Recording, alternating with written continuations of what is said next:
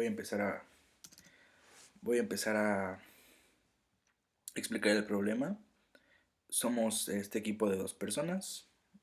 Por motivos prácticos, voy a grabar solo yo en mi pantalla y por lo tanto el problema. Bueno, los dos incisos. El inciso E nos decía, ¿por qué es necesario que la presión disminuya al pasar de un evaporador a otro?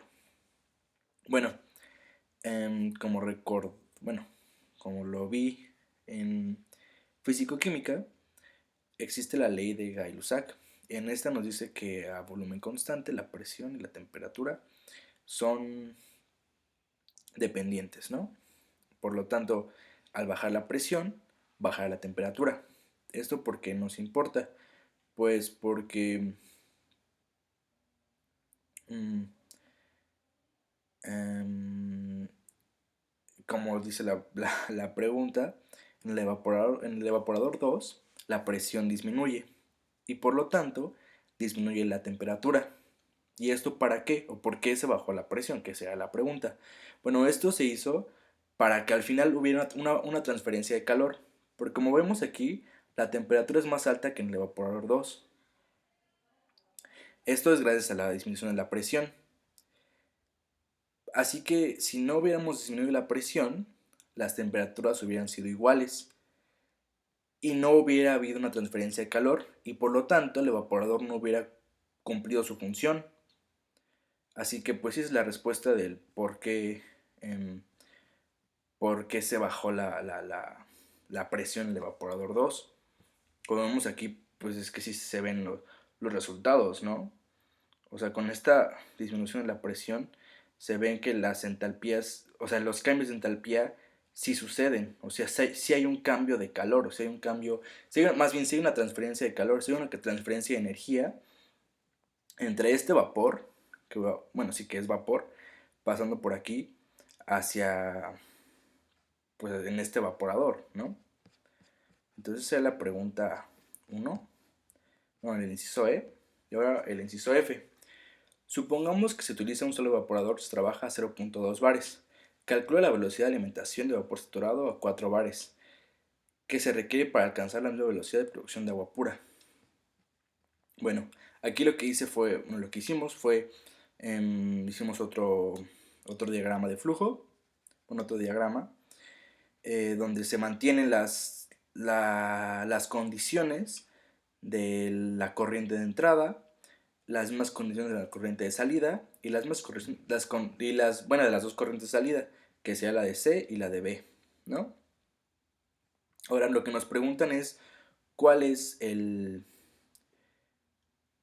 caudal del vapor que entra. Pero lo diferente aquí es que la presión es, bueno, solo se va a manejar una presión de 0.2 bares. Esta temperatura la obtuvimos de tablas, como lo explico más adelante. Lo primero que hicimos, bueno, lo primero que se, bueno, sí, hicimos una tabla pusimos el estado de agregación en el que está cada corriente y pusimos las presiones. Y con tablas de vapor, obtuvimos los resultados de entalpías, ¿no? Por ejemplo, bueno, o con las temperaturas también. Por ejemplo, en la corriente A lo que usamos fue la temperatura de 300 Kelvin, lo hicimos con 112.575 de la entalpía. Y básicamente fue lo que hicimos en la clase, ¿no? Ahora, en B, que es un líquido saturado.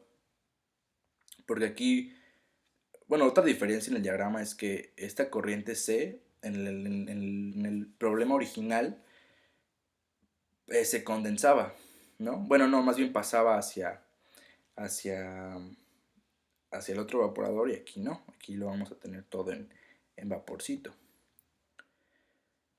B es el líquido saturado, que es esta corriente, que es la solución que tiene la salmuera. Bueno, al final, bueno, más bien que tiene sal. Con una presión se mantiene la presión de 0.2 bares y pues como ya se ve, bueno, también aquí se mantienen las temperaturas por ley cero de la termodinámica. En la corriente C se tiene que sería vapor saturado. Igual se hizo con la presión, bueno, con las tablas, con 0.2 bares, que lo podemos hacer aquí. Yo creo que si tenemos, bueno, aquí tenemos 4, sería 0.2 bares, calculamos. Y pues sí, lo que, aquí está, ya.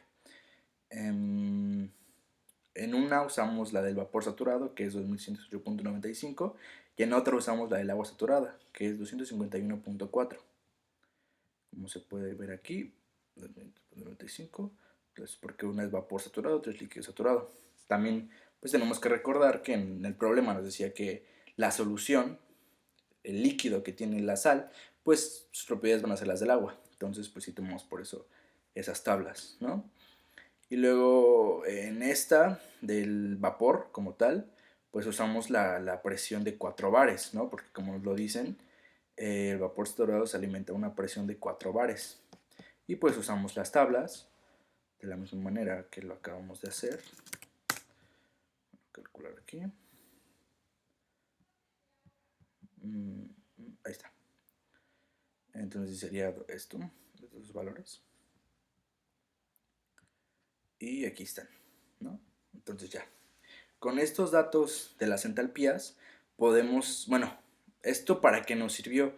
Nos sirvió para poder hacer un balance de calor.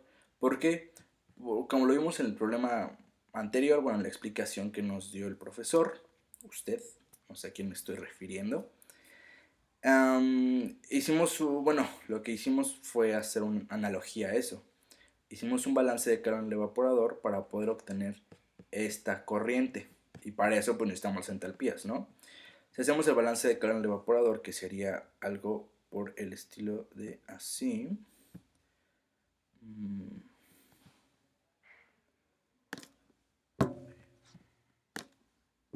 No puede ser.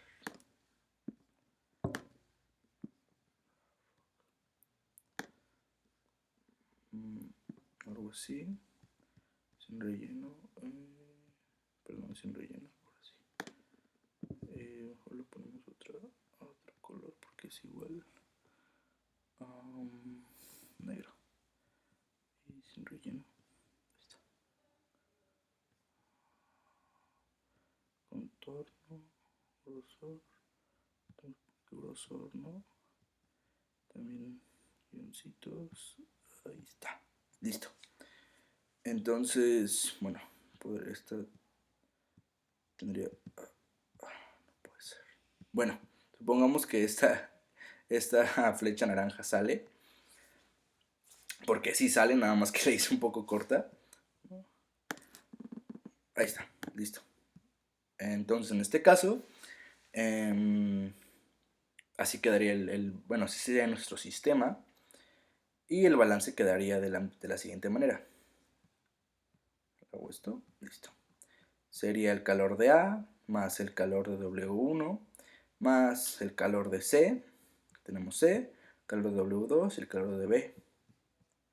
Aquí están. Sabemos que para obtener el calor sería multiplicar la corriente, bueno, la velocidad de la corriente por la entalpía. Lo que hicimos a continuación pues fue simplificar las cosas y sacar los calores de las corrientes ya conocidas de una vez, ¿no? Aquí tenemos 5000 kilogramos sobre hora, que es la corriente de A, por 112.575 kilojoules sobre kilogramo, que es la entalpía de A, y se eliminan kilogramos con kilogramos y nos queda 562.865 kilojoules sobre hora.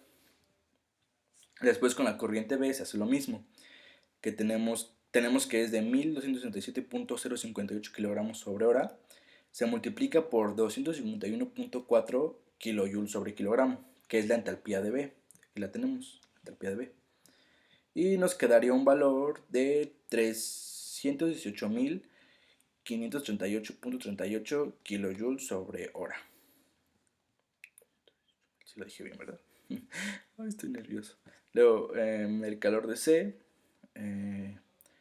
sería el caudal de C, el cual equivaldría a 3.732.9413 kilogramos sobre hora. Esto se multiplica por la entalpía de C, que es de 2608.95 kilojoules sobre kilogramo. Se eliminan los kilogramos y nos quedaría el magnífico número de 9.739.057.205 kilojoules sobre hora. Ahora, si despejamos la primera ecuación, que es esta, y dejamos al lado izquierdo los calores de W, pues nos quedaría de esta manera, ¿no? Además, como también lo vimos anteriormente, como este intercambiador de calor dentro del evaporador es un intercambiador de calor de contacto indirecto, esto quiere decir que pues no se van a mezclar, por lo tanto solo va a transferir el calor, pues sí, como su nombre lo dice, indirectamente, sin ninguna mezcla. Entonces los caudales de W1 y W2 van a ser los mismos. Así que si lo simplificamos, podríamos decir que es una sola W. Ahora, si tomamos en cuenta la ecuación, bueno, la fórmula para obtener el calor, W1, bueno, más bien el calor de W1 sería W, el caudal de W1 que es W solita, por la entalpía de W1. Esto es igual al, bueno, si lo igualamos, el calor de W2 sería igual a W por la entalpía de W2. Ahora, si sustituimos esta fórmula y la factorizamos dentro de este despeje, nos quedaría esto, que sea W por la entalpía de W1 menos la entalpía de W2. Esta resta pues es por esto, ¿no? Porque así nos quedó el despeje.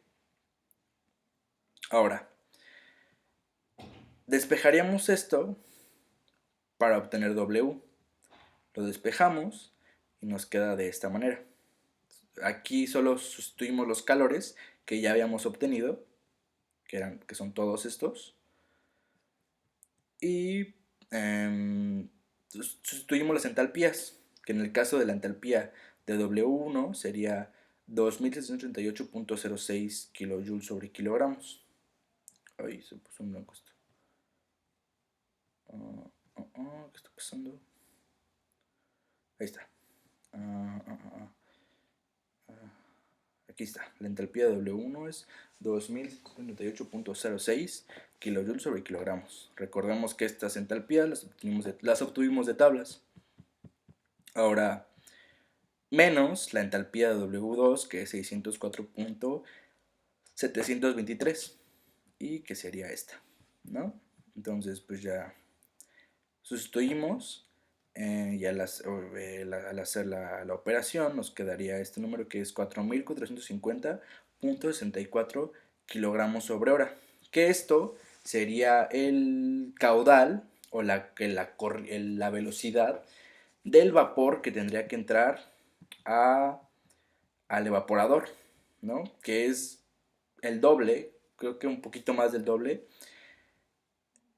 del que nos planteaban inicialmente, o del que obtuvimos inicialmente, con la presión de 0.6 bares. Entonces, pues sí, eso sería todo.